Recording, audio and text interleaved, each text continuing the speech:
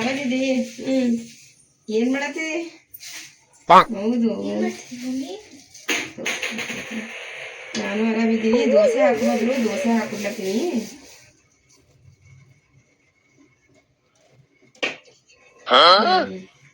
ಮತ್ತ ಹೌದೇನು?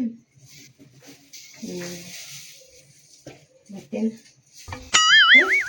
ಹೌದು, ನಾ ಆರಾಮಿದ್ದೀನಿ.